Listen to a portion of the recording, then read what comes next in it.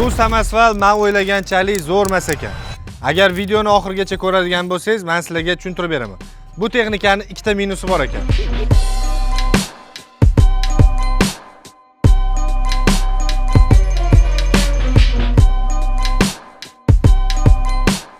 Hozircha sizlarga qisqa obzor qilib beraman. Orqamda turgan samasval Sinatrak zavodining yangi modellaridan biri. Shahar uchun mo'ljallangan 15 tonnalik mini samasval bo'ladi. O'rtoqlar, bu texnikamizning modeli aytganimdek M7. Bu texnika kolosniy formulasi 6/4, ya'ni orqa mosti ikkitalik, oldi mosti esa bittalik. Texnikamiz shaharga mo'ljallangan, baki 300 litrlik. Texnikamizda 270 ot kuchiga ega bo'lgan yuvchay motor qo'yilgan. Galovkalar alohidalik. Mabodo agar gaz qo'yaman deydigan bo'lsangiz, gazga ham moslashtirilgan.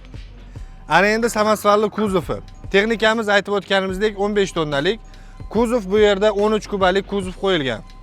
Pol qismimiz 5 mmlik metaldan ishlangan. Devor qismidagi metal qalinligi esa 4 mm ni tashkil qiladi. Texnikamizning orqa ko'rinishi, umumiy ko'rinishda shunaqa. Agar orqasiga farkop qo'yadigan bo'lsangiz, bemalol avtopoyezd qilib ishlatsangiz ham bo'ladi. Kuzovimizni yana bitta qulayliklardan biri, ko'p haydovchi akalarimiz bu narsaga mazza qilishadi. Yuk ortgandan keyin samasvalni ustiga chiqib, qiynalib, tentini yopishlari kerak. Bu yerda hamma narsa avtomatizatsiya qilingan. Yon tarafida mana ko'rayotganingizdek, shundoq buriysiz, yopiladi. Kerak bo'lsa shundoq buriysiz, ochiladi. Yon qismida texnikani bu yerda ko'rayotganingizdek baki joylashgan, 300 litrlik alyumindan ishlangan. Ana endi texnikamizning o'zi nima minuslari bor deb so'rayotgan bo'lsangiz, men uchun yagona hozircha minus bu mana bu qismida haydovchilar uchun podnoshkasi yopiq emasligi. Ko'rsangiz bo'ladi. Oyoq kiyimingizni bu yoqqa yechib keta olmaysiz, kabinaga olib kirib ketishingiz kerak. Bu yerda balonimiz kamerali balon 1100 R20. Lekin shunga qaramasdan ozgina tezroq qilib ko'rdik. Balonlari yaxshi, yurishi yumshoq, asfaltda o'zini shumli balon emas xullas. Eshikni ochamiz, obshivkamizni ko'rdingiz, hozir kamera bu yerda turganda. Juda ham chiroyli detalni ishlangan, qora, seri va jigarrang rang bilan kollaboratsiya qilingan va bu juda ham zamonaviy ko'rinishi berib turibdi.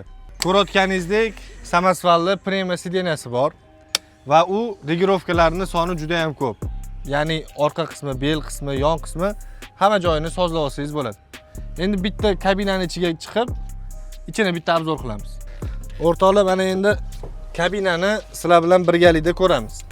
Kabinamiz ko'rayotganingizdek bu 3 xil texnikani eslatib Nimaga deyotgan bo'lsangiz, speedometrimiz, ya'ni tablosi Hovo A7, monitorlarimiz Hovo A7.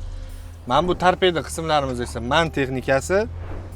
Mana bu eshik obshivkasi MAN bilan Volvoni juda ham yaqqol eslatib Qulayliklaridan texnikamizning kaliti mana bunaqa kalit. 4 ta kalit bo'ladi, jami 2 ta oddiy, 2 ta knopkali. Ana endi zajganiyani yoqib olamiz. Xo'p, zajganiyani yoqdik. Tabloyimiz aytib o'tgandek A7 lar bilan bir xil, o'rtada ekranlik monitor, qolgan joylari analogiy. Rul juda ham ushlash uchun qulay. O'ng tarafimizda cruise kontrolni boshqarish uchun tugmalar, chap tarafda esa multimediani boshqarish uchun. Xo'p, o'ng tarafdagi rechagimiz bu gorniy tormozni boshqarish, chap tarafdagi esa an'anaga ko'ra pavorotniklarning vazifasini bajarib beradi. Klimat kontrollari bor.